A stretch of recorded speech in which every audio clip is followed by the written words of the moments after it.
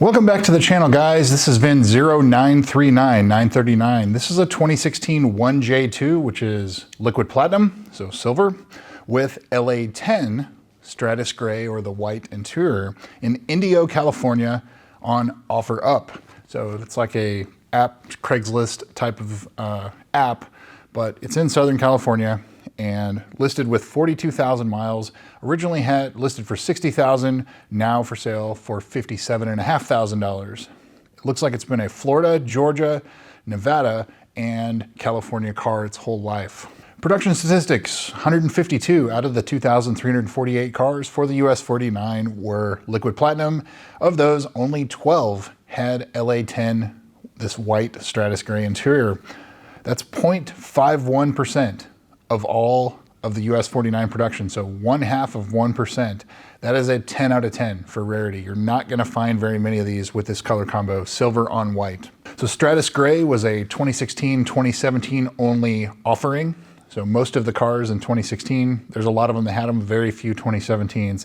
For 2016, 115 out of the 1,418 cars were liquid platinum, and only 11 had LA10 Stratus Gray interior, which means, if you do the math, there's only one car in 2017 that's liquid platinum with white interior. There's only, out of all of the GSFs for the US 49, there's only 2 cars that are true one of ones, and that is one of them, the 2017. So this is not this one, but this is still a rare car. There's only 11 of them that exist, 416 in this combo, or 12 for all 5 years. Carfax, Epic VIN, and AutoCheck. So Carfax shows this as a 4-owner, no accident car.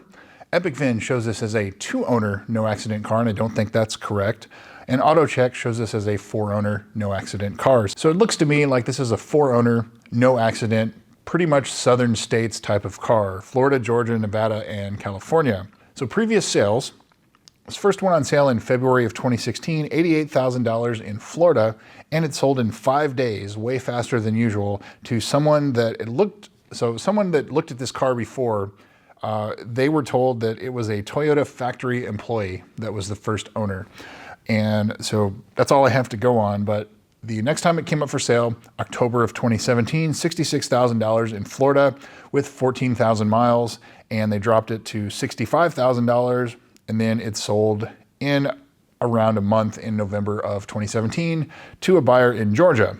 August of 2019, $47,500 in Georgia with 26,000 miles for sale by owners, what it looks like, or like Auto Trader, private seller exchange. And it sold in under a month to someone in Nevada. And then it looks like there was a private sale. Whoever had it in Nevada sold it to somebody in California somewhere around September of 2021. And that's where the current owner appears to have acquired it at about 28,000 miles. And that jives with what he says in the ad as well. So now into the photos. It looks like it obviously has aftermarket wheels, fender vent accents. It has an axle back exhaust. It says it's a Tanabe aftermarket exhaust, blacked out rear emblem. You know, some basically cosmetic mods for the most part. States that has PPF, paint protection film, on the front. It was ceramic coated, and it's always been serviced at Lexus under their ownership. It does come with 3 of the factory wheels, not 4, so it must mean one got damaged or something. You can usually find one or have to buy a replacement, but at least it comes with the stock wheels, comes with the stock exhaust, all the other stock parts. The carbon fiber trim looks like on the passenger side front door, it's starting to delaminate on the interior. Maybe the driver's door, it's hard to tell with the photos that were provided. I'm not super sure, but the important part here is the Stratus Gray interior, which is known to be a pretty difficult color to keep clean and pristine. It looks phenomenal in this car. So this was definitely somebody's baby. They took great care of it, and it shows. You have to go into purchasing this car that you're fully aware of that. Otherwise, it will get pretty dingy and dirty pretty quickly, specifically with like blue jean dye transfer, things like that. It will turn the edges of the seat blue. Have to be very careful with that. So, you know, just something of note, tanning lotions, etc. But it looks pretty awesome. So kudos to the seller for taking phenomenal care of this, and just well done. It looks really good. So that brings me to the price. Now for the mileage, it's slightly above market. This car should probably be somewhere around 55,000, but at the same time, the market is sort of trending up right now. It's a very limited supply. There's like 5 cars on the market right now, and there's an incredible demand for these cars. And so low supply, high demand equals high price. And those that are clean and, you know, problem-free like this, they will sell pretty quickly. So this car's only been listed for 4 days. I would, you know, it's slightly above where I would put it. So that may be why it's been sitting for a couple days, but I would fully expect this car to sell pretty quickly.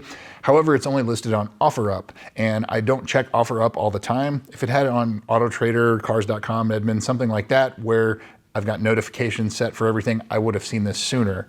And so there is somebody that I talked to, and forgive me if I don't remember his name, but I did either via text message or Facebook message or email or something. I was back and forth with somebody that had looked at this car, and they sent me some photos of it. And so I have some of those, and I'll show those to you.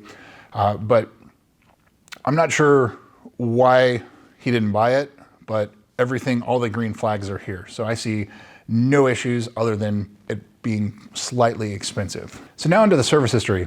This car's pretty well serviced too, at surprise of absolutely nobody. Everything else kind of drives. That's usually kind of goes hand in hand, that it's well serviced on top of that. So first entry of note is May of 2016. Paint protection film was installed on the front. So again, the paint's looking pristine, no surprises there. August of 2018, the JLB recall was done. That's the high pressure fuel pumps. Most of these cars have that done.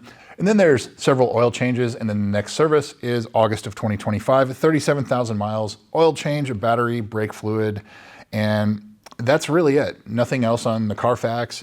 But so what's not done?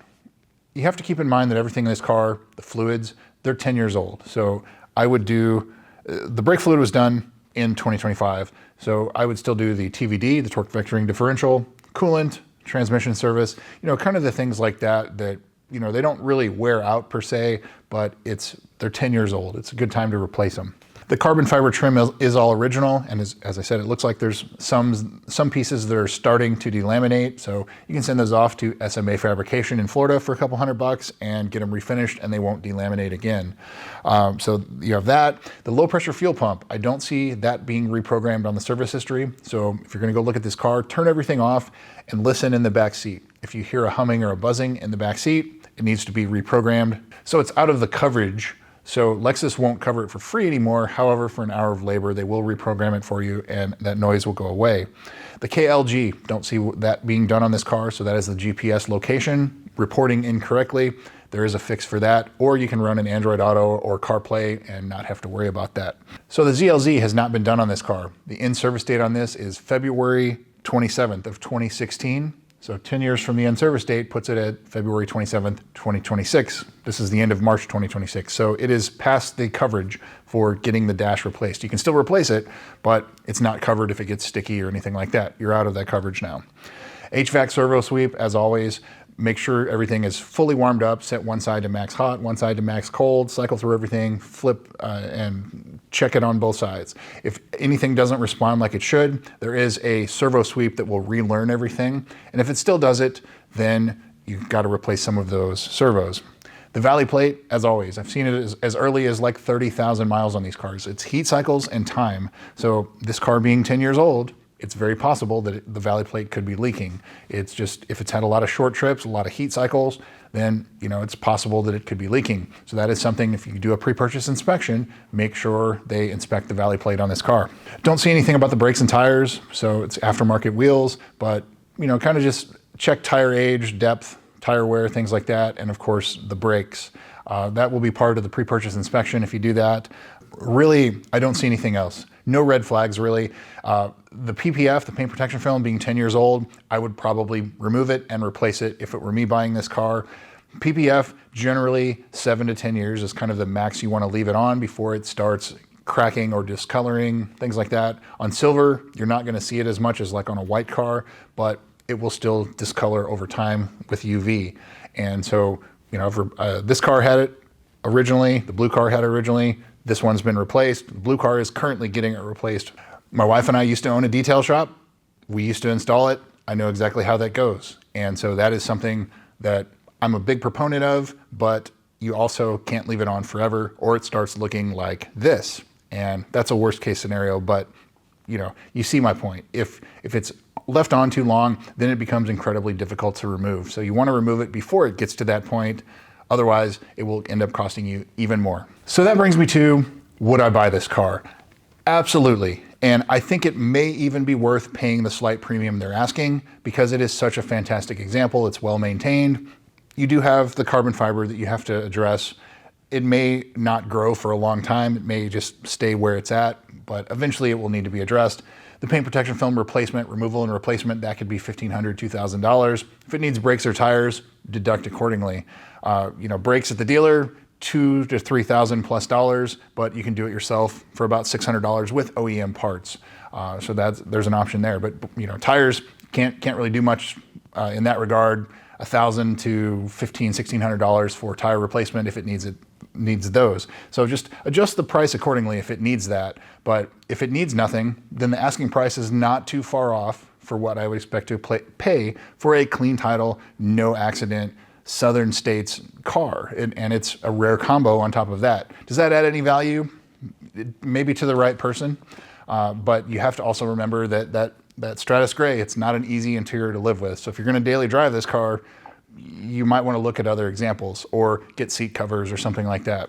But yeah, for me, I would try to get it a couple thousand less, but it's not out of the realm of what I would expect to pay for an example such as this. So you can find this car on offerup.com in Southern California. Just set your location to Southern California and you can see the rest of it there if the listing is still active. Thanks again for watching. We'll see you soon.